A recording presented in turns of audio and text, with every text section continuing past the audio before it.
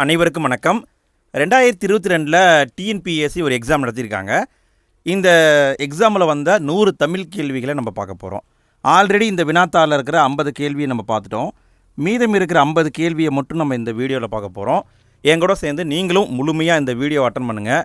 50 கேள்வி முடிவில் எத்தனை கேள்விக்கு சரியாக ஆன்சர் போட்டீங்க அப்படிங்கிறத மறக்காமல் கமெண்ட்டில் போட்டுவிடுங்க. சரி, வாங்க ஒவ்வொரு கேள்வியாக பார்க்கலாம். 51வது கேள்வி, இந்திய நூலகவியலின் தந்தை என போற்றப்படுபவர். இந்திய நூலகவியலின் தந்தை என போற்றப்படுபவர் யாருன்னு கேட்குறாங்க. யார் இந்திய நூலகவியலின் தந்தை? யார்? விடையை பார்க்கலாமா? முனைவர் ஈரா அரங்கநாதன். அரங்கநாதன் அவருடைய பிறந்த தினத்தை தேசிய நூலகர் தினமாக நம்ம கொண்டாடுறோம். எந்த நாளில் தேசிய நூலகர் தினம் கொண்டாடப்படுகிறது? இது உங்களுக்கான கேள்வி. இந்த கேள்விக்கான பதிலை படக்குன்னு அப்படியே கமெண்ட்டில் போட்டுவிடுங்க. சரி, அடுத்த கேள்வியை பார்க்கலாமா? 52வது கேள்வி, இந்தியாவில் வெளியிடப்படும் புத்தகங்கள், நாளிதழ்கள், பருவ இதழ்கள் ஆகியவற்றின் ஒரு பிரதி எங்கு பாதுகாக்கப்படுகிறது? எங்கே வச்சு பாதுகாக்கிறாங்க அப்படின்னு கேட்குறாங்க. எங்கே வச்சு பாதுகாக்கிறாங்க? விடையை பார்க்கலாமா? கன்னிமாரா நூலகம். 53வது கேள்வி, தெய்வமணி மாலை திருவருட்பாவில் எத்தனையாவது திருமுறையாக வைக்கப்பட்டுள்ளது? திருவருட்பா அப்படிங்கிற ஒரு நூல் இருக்குது. அந்த நூலில் தெய்வமணி மாலை எத்தனையாவது திருமுறையாக வைக்கப்பட்டிருக்குன்னு கேட்குறாங்க. விடையை பார்க்கலாமா? விடை 5வது திருமுறையாக வைக்கப்பட்டிருக்கு. 54வது கேள்வி, ஏழைகளின் கற்பக விருட்சம் என்று அழைக்கப்படும் மரம் எது? ஏழைகளின் கற்பக விருட்சம் என்று அழைக்கப்படும் மரம் எது? விடையை பார்க்கலாங்களா? விடை பனை மரம். 55வது கேள்வி, உலகளாவிய தமிழர்கள் தம் வருவாயை மட்டும் நோக்கமாக கொள்ளாமல் தமிழை வளர்க்கும் செயல்களில் ஈடுபட்டு வருவது எதை காட்டுகிறது? உலகளாவிய தமிழர்கள் அவங்களுடைய வருவாயை பார்க்காம தமிழை வளர்க்கும் செயல்களில் ஈடுபட்டு வர்றாங்க. இது எதை குறிப்பிடுகிறதுன்னு கேட்குறாங்க. விடையை பார்க்கலாமா? விடை மொழிப்பற்றை குறிப்பிடுகிறது. 56வது கேள்வி, உடல் உறுதியாய் இருப்பதற்கு வாதம், பித்தம், சீதம் இம்மூன்றின் டேஸ் காரணமாகும். எப்படி கேள்வியை கேட்டிருக்காங்க பாருங்கள். உடல் சீராக இருப்பதற்கு வாதம், பித்தம், சீதம் இந்த மூன்றுடைய எது காரணம்? விடையை பார்க்கலாமா? சமநிலை தான் காரணம். 57வது கேள்வி, கால்நடைகளுக்கு ஊறு நேரா வண்ணம் வேலி கட்டி பாதுகாத்த இடங்களில் அமைந்த ஊர்கள் எவ்வாறு அழைக்கப்படுகின்றன? அதாவது கால்நடைக்கு எந்த பாதிப்பும் வரக்கூடாது அப்படிங்கிறதுக்காக வேலி கட்டி பாதுகாப்பாங்க. அப்படி வேலி கட்டி வாழ்ந்த ஊர்களை எவ்வாறு அழைக்கிறாங்கன்னு கேட்குறாங்க. விடையை பார்க்கலாமா? விடை பட்டி. 58வது கேள்வி, எல்லா மனிதர்களையும் ஒரே மாதிரியாக நடத்துவதே சமத்துவமாகும் என்று கூறியவர் யார் சொன்னாங்க? எல்லா மனிதர்களையும் ஒரே மாதிரியாக நடத்துவதே சமத்துவமாகும் என்று சொன்னவர் யார்? விடையை பார்க்கலாங்களா? அண்ணல் அம்பேத்கர். 59வது கேள்வி, தமிழ் தாத்தா என அழைக்கப்படுபவர் யார்? தமிழ் தாத்தா என்று அழைக்கப்படுபவர் யார்? யார்? விடையை பார்க்கலாமா? உவே சாமிநாதர். உவே சாமிநாதருடைய பிறந்த தினத்தை தமிழ் இலக்கிய மறுமலர்ச்சி தினமாக தமிழ்நாடு கவர்மெண்ட்டு இப்போ அறிவிச்சிருக்காங்க. இப்போ ரீசெண்டாக அறிவித்தாங்க.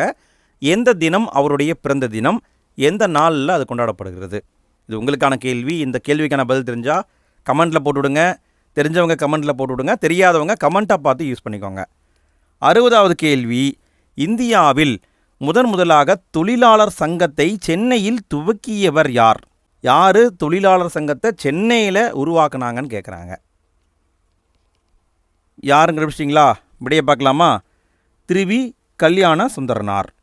61வது கேள்வி, இதழ்களை குவிப்பதால் பிறக்கும் எழுத்துக்கள்.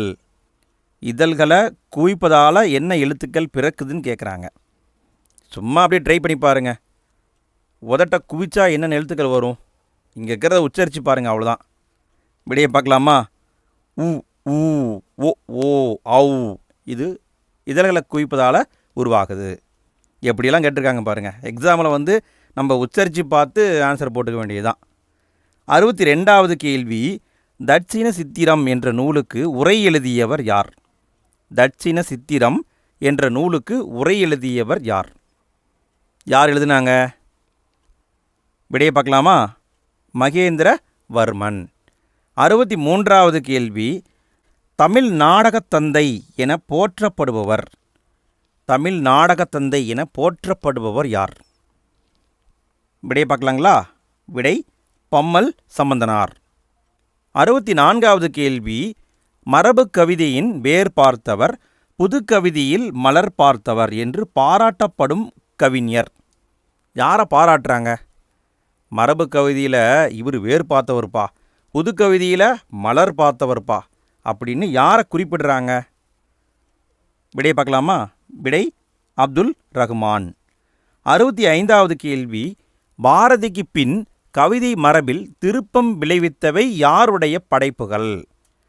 பாரதிக்கு பின்னாடி கவிதை மரபில் திருப்பத்தை உருவாக்கிய கவிதை யாருடைய கவிதைன்னு கேட்குறாங்க.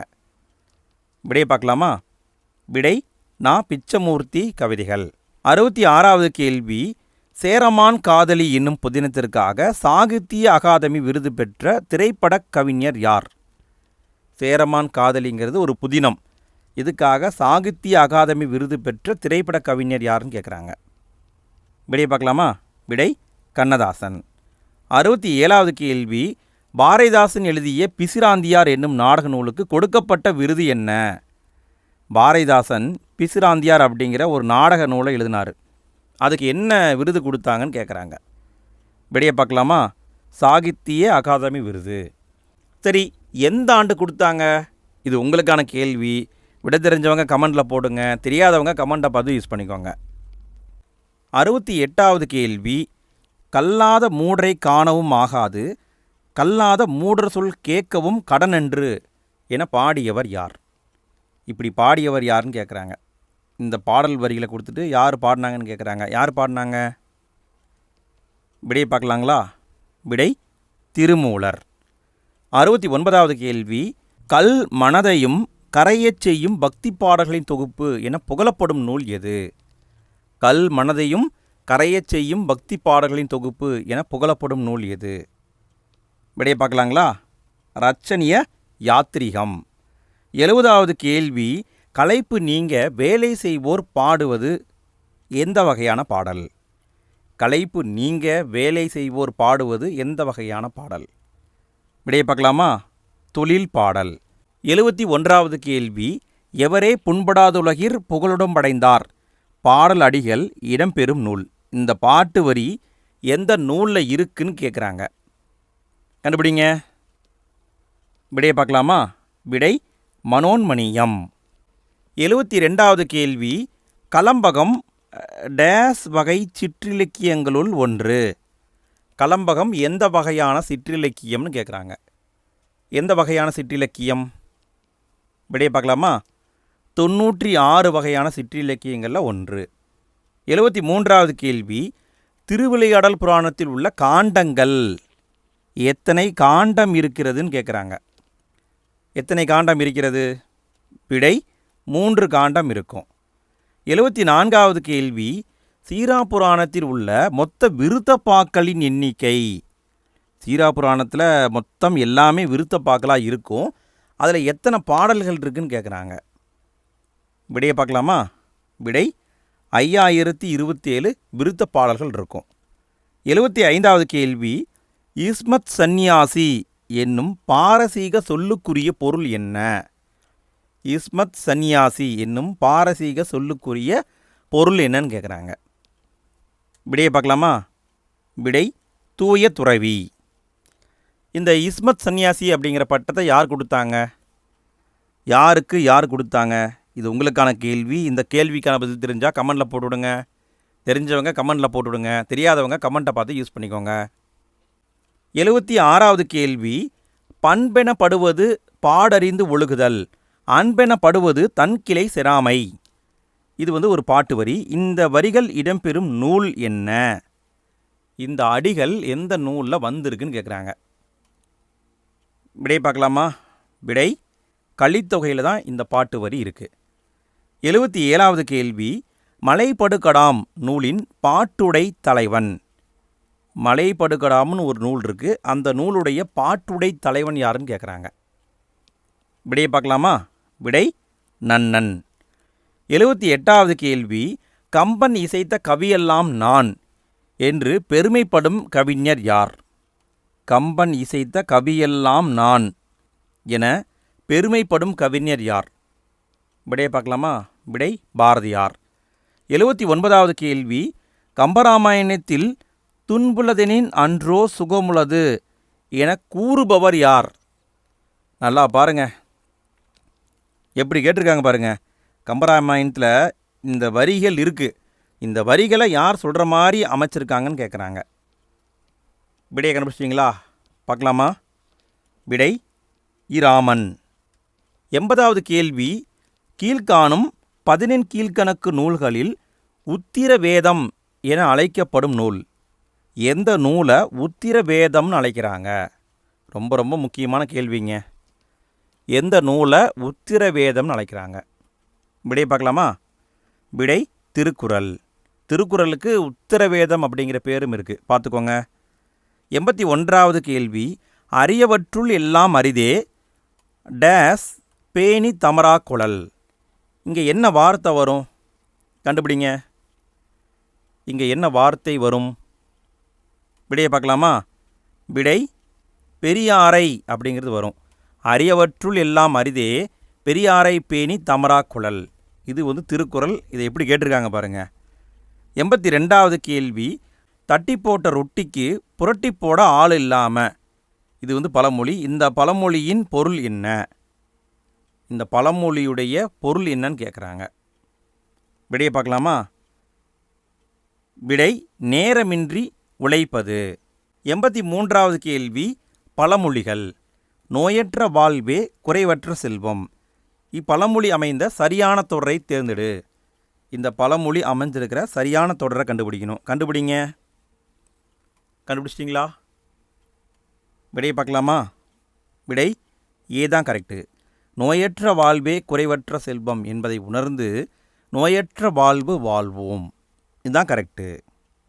84வது கேள்வி, தன்வினை வாக்கியம் எது? கீழே இருக்கிற வாக்கியங்களில் எது தன்வினை வாக்கியம்னு கேட்குறாங்க. கண்டுபிடிங்க. எது தன்வினை வாக்கியம்? விடையை பார்க்கலாமா? செங்குட்டுவன் தங்கம் வாங்கினான். இது தன்வினை வாக்கியம். 85வது கேள்வி, தமிழ் பாடத்தை முறையாக படி. தமிழ் பாடத்தை முறையாக படி. இத்தொடர் எவ்வகை வாக்கியம் என கண்டறிக. இந்த தொடர் எவ்வகை வாக்கியம்னு கண்டுபிடிக்கணும். கண்டுபிடிங்க. தமிழ் பாடத்தை முறையாக படி. எவ்வகை வாக்கியம்? கட்டளை வாக்கியம். 86வது கேள்வி, போட்டியில் நான் முதல் பரிசு பெற்றிருப்பதாக ஆசிரியர் கூறினார். எவ்வகை வாக்கியம்? இதை சொல்லணும். சொல்லுங்க. போட்டியில் நான் முதல் பரிசு பெற்றிருப்பதாக ஆசிரியர் கூறினார். இது எவ்வகை வாக்கியம்? விடையை பார்க்கலாமா? அயற்கூற்று வாக்கியம். 87வது கேள்வி, விடைக்கேற்ற வினாவை தேர்ந்தெடுத்தல். தமிழர்களின் தொன்மையான வீர விளையாட்டு ஏறு தழுவுதல். இதுக்கேற்ற வினாவை கண்டுபிடிக்கணும். கண்டுபிடிங்க. இதுக்கேற்ற வினா என்ன? விடையை பார்க்கலாமா? தமிழர்களின் தொன்மையான வீர விளையாட்டு எது? 88வது கேள்வி, சரியான சொற்றொடரினை கண்டறிக. எந்த சொற்றொடர் சரின்னு கண்டுபிடிக்கணும். கண்டுபிடிங்க. எந்த சொற்றொடர் கரெக்டாக இருக்குது? விடையை பார்க்கலாமா? பொதுமக்கள் அந்நிய துணிகளை தீயிட்டு எரித்தனர். இதுதான் சரியாக இருக்குது. 89வது கேள்வி, சொற்களை ஒழுங்குபடுத்தி சொற்றொடர் ஆக்குக. இங்கேயும் அதே மாதிரி தான் கண்டுபிடிக்கணும். கண்டுபிடிங்க. சொற்கள் இதில் ஒழுங்காக வந்திருக்கு. கண்டுபிடிச்சிட்டிங்களா? விடையை பார்க்கலாமா? விடை டி தான் கரெக்டு. உயிரெழுத்துக்கள் 12 கழுத்தை இடமாக கொண்டு பிறக்கின்றன. இதுதான் கரெக்டு. 90வது கேள்வி, பல்லாண்டு, முத்து, ஆமணக்கு, கொம்பு, அரசன் அகர வரிசைப்படுத்தி எழுதுக. ரொம்ப சிம்பிளாக தான் கேட்டிருக்காங்க இதில். விடையை பார்க்கலாமா? ஃபஸ்ட்டு ஆ வரணும். அப்போ இதில் தான் வந்திருக்கு. இதுதான் ஆன்சர். 91வது கேள்வி, அகர வரிசையில் எழுதுக. எது சரியாக அமைஞ்சிருக்குன்னு கண்டுபிடிங்க. அகர வரிசையில் அமைக்கணும். கண்டுபிடிங்க. கண்டுபிடிச்சாச்சா? விடையை பார்க்கலாமா? விடை சி தான் கரெக்டு. ஃபஸ்ட்டு சி, அப்புறம் சு, அப்புறம் சே, அப்புறம் சே, அப்புறம் சோ. இந்த ஆர்டரில் தான் வரணும். 92வது கேள்வி, ஏ என்னும் ஓரெழுத்து ஒரு மொழி இதனுடைய பொருள் என்னன்னு கேட்குறாங்க. ஏ என்ற ஓரெழுத்து ஒரு மொழியின் பொருள் என்ன? விடையை பார்க்கலாமா? விடை அம்பு. 93வது கேள்வி, ஒலிப்பு முறைமை அறிந்து சரியான பொருள் எழுதுக. ஊன் என்றால் டேஸ், ஊன் என்றால் டேஸ். எது வரும்? கண்டுபிடிங்க. கண்டுபிடிச்சாச்சா? விடையை பார்க்கலாமா? விடை ஏ தான் கரெக்டு. 3 சுழி ஊன் அப்படின்னா உணவு, 2 சுழி ஊன்னா இறைச்சி. இதுதான் கரெக்டு. 94வது கேள்வி, உலை என்பதன் பொருள். உலை என்பதன் பொருள் என்னன்னு கேட்குறாங்க. என்ன பொருள்? உலை என்பதன் பொருள் என்ன? விடையை பார்க்கலாமா? விடை பிடரி மயிர். 95வது கேள்வி, ஹாஸ்பிட்டல் என்ற சொல்லிற்கு நேரான தமிழ் சொல். ஹாஸ்பிட்டல். விடையை பார்க்கலாமா? விடை மருத்துவமனை. 96வது கேள்வி, ரேஷனல் என்ற ஆங்கில சொல்லுக்கு நேரான தமிழ் சொல்லை தேர்ந்தெடுக்க. ரேஷனல். விடையை பார்க்கலாங்களா? விடை பகுத்தறிவு. 97வது கேள்வி, இடர் உற மறையோரும் எரியுறு மெழுகானார் என வரும் பாடலில் இடர் என்பதன் எதிர்ச்சொல். இடர் என்பதன் எதிர்ச்சொல் என்னன்னு கேட்குறாங்க. எதிர்ச்சொல் என்ன? விடையை பார்க்கலாமா? விடை இன்பம். இடர்னா துன்பம், அதுக்கு எதிர்ச்சொல் இன்பம். 98வது கேள்வி, பாசிலை. இதை பிரித்து எழுதணும். பிரித்து எழுதுங்க. பாசிலை பிரித்து எழுதுக. விடையை பார்க்கலாமா? பசுமை கூட்டல் இலை. 99வது கேள்வி, பைங்கூழ் பிரித்தெழுதுக. பைங்கூழ் பிரித்து எழுதுங்க. விடையை பார்க்கலாமா? பசுமை கூட்டல் கூழ். 100வது கேள்வி, புதுக்கவிதையின் தந்தை என போற்றப்படுபவர் யார்? புதுக்கவிதையின் தந்தை என போற்றப்படுபவர் யார்? யார் அப்படிங்கிறத பார்க்கறதுக்கு முன்னால் ஃப்ரெண்ட்ஸ் 50 கேள்வியை பார்த்துட்டோம். எத்தனை கேள்விக்கு உங்களுக்கு ஆன்சர் தெரிஞ்சுது அப்படிங்கிறத மறக்காமல் கமெண்ட்டில் போட்டுவிடுங்க. இதே மாதிரி நிறைய வீடியோக்களை நாங்கள் போட்டிருக்கோம். நீங்கள் என்ன பார்க்கலைன்னா இந்த வீடியோக்கு கீழே டிஸ்கிரிப்ஷன்லையும் ஃபஸ்ட்டு கமெண்ட்லையும் லிங்க் கொடுத்துருக்கேன். மறக்காமல் அந்த லிங்கை கிளிக் பண்ணி எல்லா வீடியோவையும் பார்த்து யூஸ் பண்ணிக்கோங்க. வீடியோ பிடிச்சிருந்தால் லைக் போடுங்க ஃப்ரெண்ட்ஸ். நிறைய பேர் பார்க்குறீங்க, லைக் போட மாட்டேன்றீங்க, மறந்துடுறீங்க போல இருக்குது. ஸோ வீடியோவுக்கு மறக்காமல் லைக் போட்டுருங்க. வீடியோ எப்படி இருந்தது அப்படிங்கிறத ஃபீட்பேக்காக கமெண்ட்டில் போட்டுவிடுங்க. உங்களுடைய ஃப்ரெண்ட்ஸ்க்கும் ஷேர் பண்ணிவிடுங்க. சரி, விடையை பார்க்கலாமா? விடை புதுக்கவிதையின் தந்தை தா. பிச்சமூர்த்தி. ஓகே ஃப்ரெண்ட்ஸ், வீடியோவுடைய எண்டு ஸ்க்ரீனில் அடுத்த வீடியோக்கான லிங்க் வந்திருக்கும். அதை கிளிக் பண்ணுங்கள். அந்த வீடியோவில் இன்னும் டிஃப்ரெண்டான கொஷின் நம்ம பார்க்கலாம். அடுத்த வீடியோவில் சந்திப்போம். நன்றி.